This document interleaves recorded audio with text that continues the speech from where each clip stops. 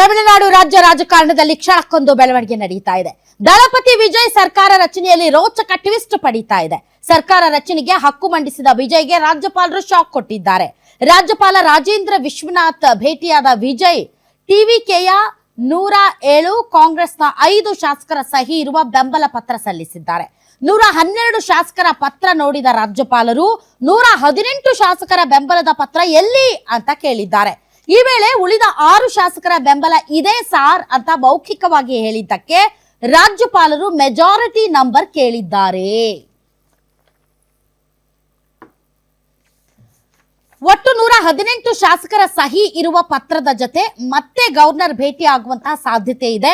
ಒಂದು ವೇಳೆ ಇವತ್ತು ರಾತ್ರಿನೇ ಗವರ್ನರ್ ಭೇಟಿಯಾದಲ್ಲಿ ನಾಳೆ ಅಂದುಕೊಂಡಂತೆ ವಿಜಯ್ ಸಿಎಂ ಆಗಿ ಪ್ರಮಾಣ ವಚನ ಸ್ವೀಕಾರ ಮಾಡಲಿದ್ದಾರೆ. ನಾಳೆ ರಾಜ್ಯಪಾಲರನ್ನ ಭೇಟಿ ಆಗದೇ ಇದ್ದರೆ ಟಿವಿಕೆ ಸರ್ಕಾರದ ಪದಗ್ರಹಣ ಕಾರ್ಯಕ್ರಮ ಮುಂದೂಡಿಕೆ ಆಗಲಿದೆ.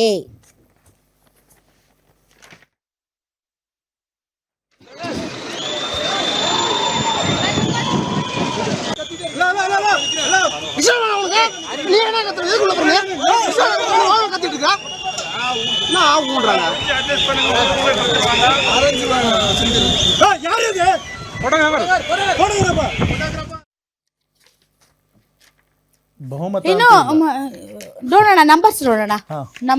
ತಮಿಳುನಾಡಿನಲ್ಲಿ ಟಿವಿಕೆ ಪಕ್ಷ ಐತಿಹಾಸಿಕವಾಗಿ ಗೆಲುವು ಸಾಧಿಸುವ ಮೂಲಕ ವಿಜಯ್ ಜನನಾಯಕನಾಗಿ ಹೊರಹೊಮ್ಮಿದ್ದಾರೆ. ಆದ್ರೆ ಮ್ಯಾಜಿಕ್ ನಂಬರ್ 118 ಪಡೆಯದ ಹಿನ್ನೆಲೆ ಸರ್ಕಾರದ ರಚನೆ ಕಸರತ್ತು ಮುಂದುವರೆದಿದೆ. ಹಾಗಾದ್ರೆ ವಿಜಯ್ ಮುಂದಿರುವಂತಹ ಆಯ್ಕೆಗಳು ಏನು ಅಂತ ನೋಡೋಣ.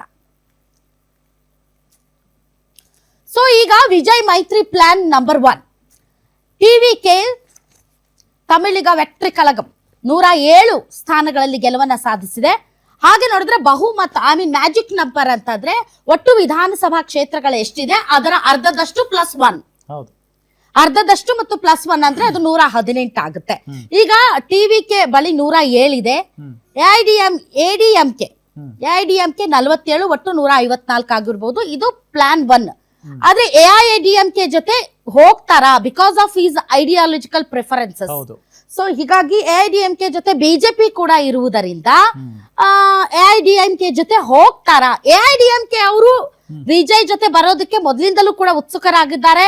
ಪ್ರೀಪೋಲ್ ಅಲಯನ್ಸ್ ಮಾಡ್ಕೊಳ್ಳೋಕ್ಕೂ ಕೂಡ ತುಂಬಾನೇ ಪ್ರಯತ್ನ ಪಟ್ಟಿದ್ರು. ಬಿಜೆಪಿ ಸೇರಿದಂತೆ ಎಐಡಿಎಂಕೆ ನಾಯಕರು ವಿಜಯ್ ಅವರನ್ನ ಪ್ರೀಪೋಲ್ ಅಲಯನ್ಸ್ ಮಾಡ್ಕೊಳ್ಳೋಣ ಅಂತ ಅವ್ರನ್ನ ಭೇಟಿಯಾದ್ರು, ಮಾತುಕತೆ ನಡೆಸಿದ್ರು. ಆದರೆ ಅವರು ಅದಕ್ಕೆ ಒಪ್ಪಲಿಲ್ಲ. ಅದೇ one of the best decision ಇವತ್ತು ವಿಜಯ್ ಈ ಅಭೂತಪೂರ್ವವಾದಂತಹ ಗೆಲುವು ಸಾಧಿಸೋದಕ್ಕೆ.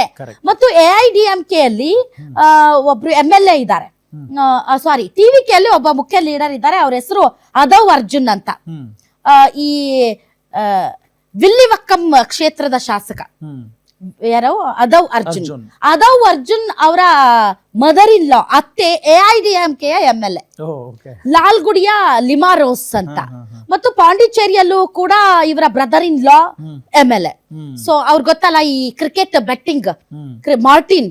ಸೊ ಅವರು ಎಲ್ಲಾ ಪಾರ್ಟಿಯಲ್ಲೂ ಕೂಡ ತಮ್ಮ ಒಂದು ಹೋಲ್ಡ್ ಅನ್ನ ಇಟ್ಟಿದ್ದಾರೆ. ಸೊ ಈಗ ಟಿವಿಕೆ ಪಕ್ಷದ ಒಬ್ಬ ಲೀಡರ್ ಯಾರಿದ್ದಾರೆ ಆದವ್ ಅರ್ಜುನ್, ಅವರ ಅತ್ತೆ ಎಐಡಿಎಂಕೆ ಅಲ್ಲಿ ಇರೋದ್ರಿಂದ ಸೊ ಮಾತುಕತೆ ನಡೀತಿದೆ ಅಂತ ಹೇಳ್ತಾ ಇದ್ದಾರೆ. ಆದರೆ ಸಾಧ್ಯತೆ ಕಡಿಮೆ. ಯಾಕೆ ಅಂತಂದ್ರೆ ಸ್ವಲ್ಪ ಐಡಿಯಾಲಜಿಕಲ್. ಯಾಕೆ ಅಂತಂದ್ರೆ ವಿಜಯ್ಗೆ ಕ್ರಿಶ್ಚಿಯನ್ರು ಮತ್ತು ಮುಸಲ್ಮಾನರು ತುಂಬಾ ದೊಡ್ಡ ಪ್ರಮಾಣದಲ್ಲಿ ವೋಟ್ ಕೊಟ್ಟಿರೋದ್ರಿಂದ ಒಂದು 10 to 12% ತುಂಬಾ ದಪ್ಪ ಇದ್ದೀರಾ, ಅದರಲ್ಲೂ ಯಾವುದೇ ಸೈಡ್ ಎಫೆಕ್ಟ್ ಇಂದ ಸಣ್ಣ ಆಗ್ಬೇಕಾ? ಎಷ್ಟೋ ಜನ ಹೇಳ್ತಾ ಇದ್ರಿ ಸರ್ ನಾನು ಜಿಮ್ಗೆ ಹೋಗ್ತಾ ಇದ್ದೀನಿ ಆದ್ರೂ ಸಣ್ಣ ಆಗ್ತಾ ಇಲ್ಲ ಸರ್, ವರ್ಕೌಟ್ ಮಾಡ್ತಾ ಇದ್ದೀನಿ ಆದ್ರೂ ಸಣ್ಣ ಆಗ್ತಾ ಇಲ್ಲ ಅಂತ ಹೇಳ್ತಾ ಇದ್ರಲ್ಲ. 100% ಯಾವ ಜಿಮ್ಗೂ ಹೋಗ್ದಂಗೆ ವರ್ಕೌಟು ಮಾಡ್ದಂಗೆ ನೀವು ಸಣ್ಣ ಆಗ್ಬೋದು. ಪ್ರತಿದಿನ ಬೆಳಿಗ್ಗೆ ಸಂಜೆ 2 ಟೈಮ್ ನಮ್ಮ ಜೀನಿ ಸ್ಲಿಮ್ ನ ಯೂಸ್ ಮಾಡಿ ಯಾವುದೇ ಸೈಡ್ ಎಫೆಕ್ಟ್ ಇಲ್ದಂಗೆ ನೀವು ಸಣ್ಣ ಆಗ್ತೀರಾ. ಯಾಕೆಂದ್ರೆ ಜೀನಿ ಸ್ಲಿಮ್ ಒಂದು ಉತ್ತಮ ಆಹಾರ. ವೋಟ್ ಅವರದೇ ಇರೋದ್ರಿಂದ ಬಿಜೆಪಿ ಮತ್ತು ಎಐಡಿಎಂಕೆ ಒಂದಾಗಿರೋದ್ರಿಂದ ಎಲ್ಲೋ ಒಂದ್ ಕಡೆ ವಿಜಯ್ ಅವ್ರ ಜೊತೆಗೆ ಹೋಗ್ತಾರಾ ಅನ್ನೋದು ಒಂದು ದೊಡ್ಡ ಪ್ರಶ್ನಾರ್ಥಕ ಚಿಹ್ನೆ. ಹೀಗಾಗಿ ಎಐಡಿಎಂಕೆ ಜೊತೆ ಹೋದ್ರೆ 154 ಆಗುತ್ತೆ. ಆದ್ರೆ ಅವ್ರು ಹೋಗ್ತಾರಾ ಅನ್ನೋದು ಈಗಿರುವಂತಹ ಅತಿ ದೊಡ್ಡ ಪ್ರಶ್ನೆ. ಹೋದ್ರೆ ಐಡಿಯಾಲಜಿಕಲ್ ಕೆಲವೊಂದು ಕಾಂಪ್ರಮೈಸ್ ಮಾಡ್ಕೊಳ್ಬೇಕಾಗತ್ತೆ ಮತ್ತು ಸಿಕ್ಕಾಪಟ್ಟೆ ನೆಗೋಸಿಯೇಷನ್ ಮಾಡ್ಬೇಕಾಗತ್ತೆ. ಹಾಗಾಗಿ ಅವರು ಅಂತ ದೊಡ್ಡ ರಿಸ್ಕ್ ತೆಗೆದುಕೊಳ್ಳಕ್ ಹೋಗಲ್ಲ ಅಂತ ಅನ್ಸುತ್ತೆ. ಇದು plan 1. Plan B, plan 2. Plan 2 TVK ಈಗ 107 ಸ್ಥಾನ, ಕಾಂಗ್ರೆಸ್ 5 ಮತ್ತು IUML ಮೋಸ್ಟ್ಲಿ ಮುಸ್ಲಿಂ ಲೀಗ್ ಇರ್ಬೇಕಿದು. ಇದು ಮುಸ್ಲಿಂ ಲೀಗು, ಮತ್ತೆ CPM ಮತ್ತು CPI ಎಡ ಪಕ್ಷಗಳು ತಲಾ 2, ಆಮೇಲೆ PMK 4, VCK 2 ಮತ್ತು DMDK 1, ಒಟ್ಟು 126 ಸ್ಥಾನ ಆಗುತ್ತೆ. ಮೋಸ್ಟ್ಲಿ ಇದೇ ಹೈಯೆಸ್ಟ್ ಚಾನ್ಸಸ್ ಇದೇ ಆಗಬಹುದು ಅಂತ ಅನ್ಸುತ್ತೆ. ಹೈಯೆಸ್ಟ್ ಚಾನ್ಸಸ್ ಇದೇ ಆಗ್ಬೋದು, ಯಾಕಂದ್ರೆ ಕಾಂಗ್ರೆಸ್ ಈಗ ಆಲ್ರೆಡಿ ತಮ್ಮ ಬೆಂಬಲವನ್ನ ಘೋಷಣೆ ಮಾಡಿದೆ ಮತ್ತು ರಾಹುಲ್ ಗಾಂಧಿ ಅವರು ಓಪನ್ ಆಗಿ ಹೇಳಿದ್ದಾರೆ. ರಾಹುಲ್ ಗಾಂಧಿ ಅವರನ್ನ ಇವರು ಪ್ರಮಾಣ ವಚನ ಕಾರ್ಯಕ್ರಮಕ್ಕೆ ಬರಕ್ ಹೇಳಿದ್ದಾರೆ. ಇವನ್ ಮಲ್ಲಿಕಾರ್ಜುನ್ ಖರ್ಗೆ ಅವ್ರನ್ನು ಬರಕ್ ಹೇಳಿದ್ದಾರೆ. ರಾಹುಲ್ ಗಾಂಧಿ ಅವರು ಕೂಡ ಟ್ರೈ ಮಾಡಿದ್ರು ಟಿವಿಕೆ ಜೊತೆಗೆ ಮೊದಲೇ ಪ್ರಿಫಾಲ್ ಅಲಯನ್ಸ್ ಮಾಡ್ಕೊಳ್ಳೋಣ ಅಂತ. ತಾವ್ ನೋಡ್ಬೋದು ಸ್ಟಾಲಿನ್ ನ ಒಂದು ರ್ಯಾಲಿ ಅಥವಾ ಪ್ರಚಾರ ಸಭೆಯಲ್ಲಿ ಜಂಟಿಯಾಗಿ ರಾಹುಲ್ ಗಾಂಧಿ ಎಲ್ಲೂ ಕೂಡ ಭಾಗವಹಿಸಿಲ್ಲ. ಆದ್ರೆ ಇಂಡಿಯಾ ಮೈತ್ರಿಕೂಟದ ಪ್ರಮುಖ ಭಾಗವಾಗಿರುವಂತಹ DMKಗೆ ಅನ್ಯಾಯ ಮಾಡ್ದಂಗ ಆಗುತ್ತೆ ಮತ್ತು ಇಡೀ ಭಾರತದಾದ್ಯಂತ ಒಂದು ರಾಂಗ್ ಮೆಸೇಜ್ ಪಾಸ್ ಮಾಡ್ದಂಗ ಆಗುತ್ತೆ. ಹಾಗಾಗಿ ಬೇಡ ಅಂತ ಸೋನಿಯಾ ಗಾಂಧಿ ಅವರೇ ರಾಹುಲ್ ಗಾಂಧಿ ಅವರಿಗೆ ಹೇಳಿದ್ರಂತೆ.